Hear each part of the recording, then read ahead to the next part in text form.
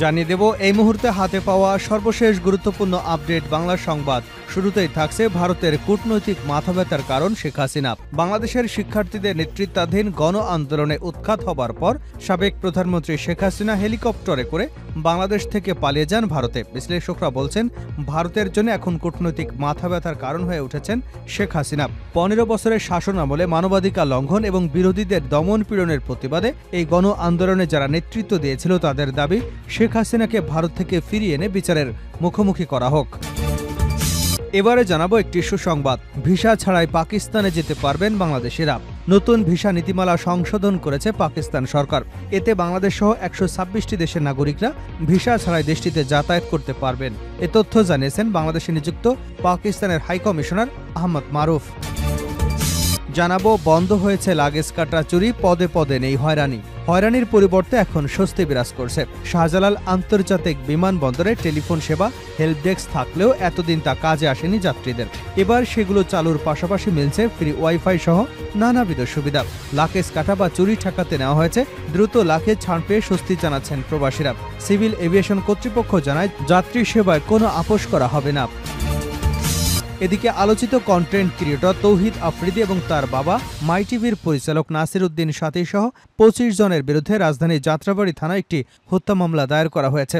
হত্যা মামলায় আফ্রিদি এজাহার নামীয় 11 নম্বর আসামি। রোববার যাত্রাবাড়ী থানায় মামলাটি করেন মোহাম্মদ জয়নাল আবেদিন নামের এক ব্যক্তি। এবারে থাকছে কেটলি প্রতীকে নিবন্ধন পেল মাহমুদুর রহমান মান্নার নাগরিক ঐক্য।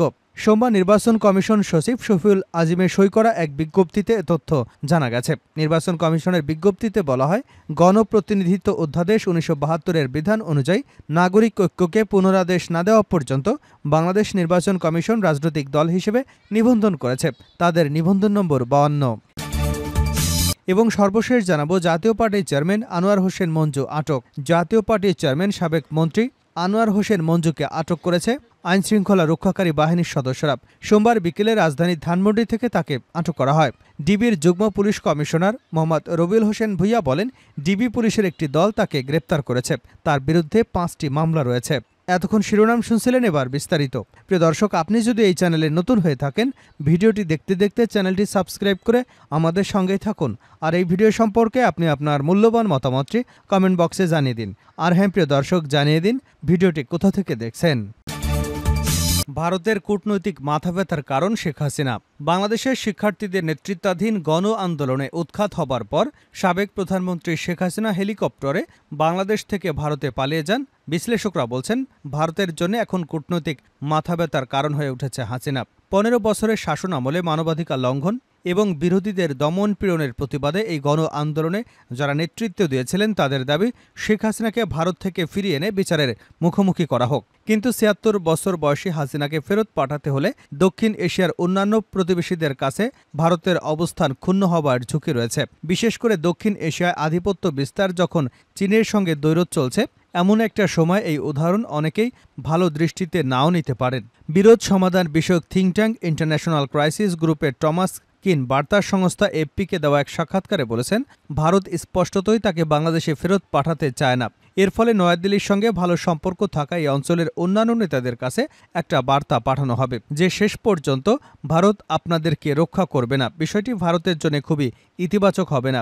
গত বছর মালদ্বীপে এমন এক রাষ্ট্রপতি নির্বাচিত হয়েছেন যিনি জেতার পরপরই নয়াদিল্লির বদলে কৌশলগতভাবে বেইজিংয়ের দিকে ঝুঁকে পড়েছেন। হাসিনার পতনের ফলে ভারত এ অঞ্চলে তার ঘনিষ্ঠ মিত্রকে হারিয়েছে। শেখ হাসিনার অধীনে যারা নির্যাতিত হয়েছেন তারা তার সরকারের সংগঠিত নির্যাতনের জন্য ভারতকেই অনেকাংশে দায়ী করেন। ভারতের হিন্দু জাতীয়তাবাদী প্রধানমন্ত্রী নরেন্দ্র মোদীর কূটনীতি সেই বৈরতা ছড়াতে ভূমিকা রেখেছে। 84 বছর বয়সী নোবেল বিজয়ী ডক্টর মোহাম্মদ ইউনূসের নেতৃত্বে অন্তর্বর্তী সরকারকে সমর্থনের প্রতিশ্রুতি দিয়েছেন নরেন্দ্র মোদী।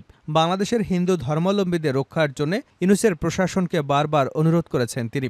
ভারতের স্বাধীনতা দিবসে সপ্তদশ শতকের লালকেল্লা থেকে দেওয়া ভাষণে নরেন্দ্র মোদী বাংলাদেশের হিন্দুদের বিপদে পড়ার বিষয়টি উল্লেখ করেন এবং পরবর্তীতে মার্কিন প্রেসিডেন্ট জো বাইডেনের সঙ্গে ফোন আলাপেও বিষয়টি উত্থাপন করেন। শেখ হাসিনার পতনের পর বিশৃঙ্খল পরিস্থিতিতে হিন্দু ধর্মাবলম্বী এবং মন্দিরের উপর কিছু হামলার ঘটনা ঘটে। এসব ঘটনার নিন্দাও জানানো হয়েছে বাংলাদেশের আন্দোলনকারী এবং অন্তর্বর্তী সরকারের পক্ষ থেকে। কিন্তু ভারতের সরকারের সমর্থক বেশ কিছু সংবাদ মাধ্যম এসব ঘটনায় অতিরঞ্জিত বিবরণ দেশটিতে বাংলাদেশের পরিস্থিতি পরিস্থিতি সম্পর্কে নেতিবাচক ধারণা ছড়িয়েছে। বিএনপি মহাসচিব ফখরুল ইসলাম আলমগীর বলেছেন, ভারত হাসিনাকে সমর্থন করে তার সব ফল এক ঝুড়িতে রেখে দিয়েছে এবং পরিস্থিতি কিভাবে বদলাতে হবে সেটা বুঝতে পারেনি। হাসিনার আমলে গ্রেপ্তার হওয়া হাজার হাজার বিএনপি নেতাকর্মীদের একজন মির্জা ফখরুল এপিকে বলেন, বাংলাদেশের জনগণ ভারতের সাথে ভালো সম্পর্ক চায়, কিন্তু সেটা নিজেদের স্বার্থের বিনিময়ে নয়। তিনি বলেন, দুর্ভাগ্যজনকভাবে ভারতের মনোভাব এই আত্মবিশ্বাস তৈরির জন্য অনুকূল নয়। এমন অনাস্থা এবং অবিশ্বাসের পরিস্থিতিতেই আগস্ট মাসে ভয়াবহ বন্যা আক্রান্ত হয় দুই দেশই।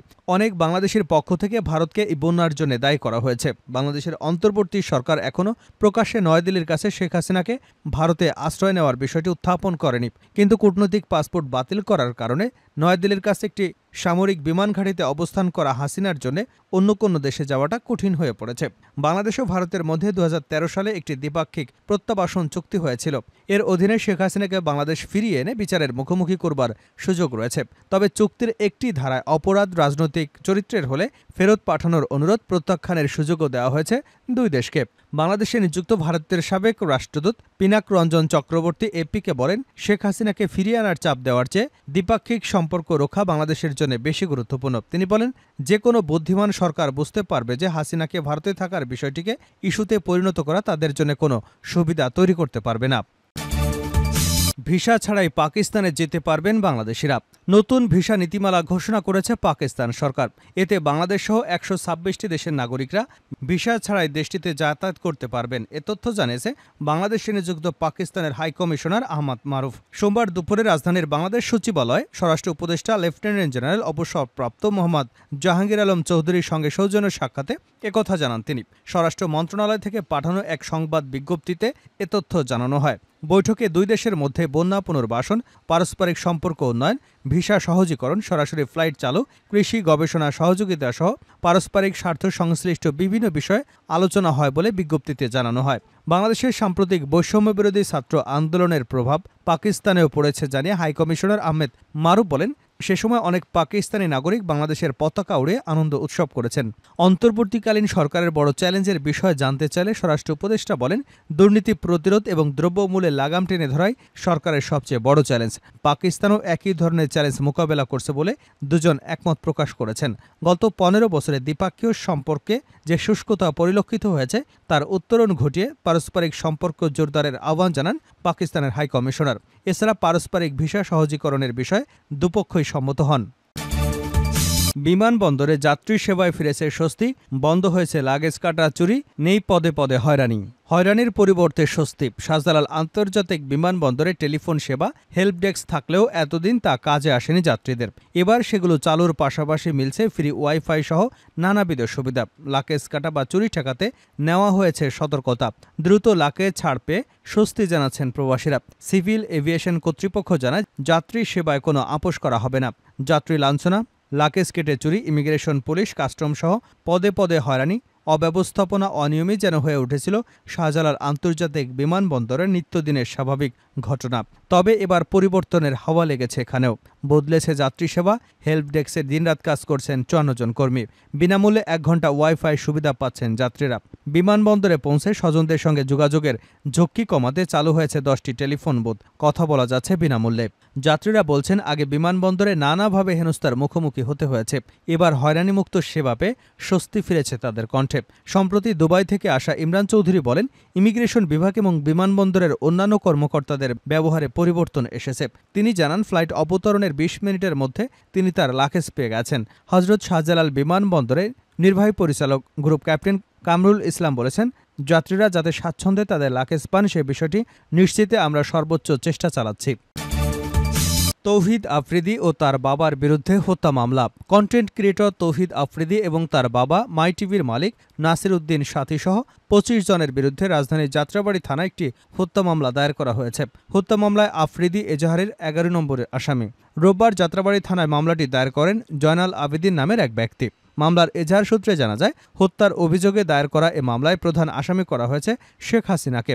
আসামির তালিকায় 2 নম্বরে রয়েছেন সাবেক সেতুমন্ত্রী ওবায়দুল কাদের, 3 নম্বরে সাবেক আইজিপি আব্দুল আল মামুন, মামলার 11 নম্বর আসামি তৌহিদ আফ্রিদি এবং 22 নম্বর আসামি তার বাবা নাসিরউদ্দিন সাথী।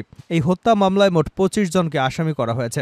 রোববার রাতে যাত্রাবাড়ী থানার অফিসার্স ইনচার্জ মোহাম্মদ মইনুল ইসলাম মামলার বিষয়টি নিশ্চিত করে বলেন, মামলায় যাদের নাম রয়েছে প্রত্যেকের বিষয়ে তদন্ত করা হবে। তদন্তে উঠে আসবে কে জড়িত আর কে জড়িত নন। কেটলি প্রতীকে নিবন্ধন পেল মান্নার নাগরিক ঐক্য। রাজনৈতিক দল হিসেবে নিবন্ধন পেয়েছে মাহমুদুর রহমান মান্নার প্রতিষ্ঠিত দল নাগরিক ঐক্য। দলটির প্রতীক সংরক্ষণ করা হয়েছে কেটলি। সোমবার নির্বাচন কমিশন সচিব শফিউল আলমের সই করা এক বিজ্ঞপ্তিতে এ তথ্য জানা গেছে।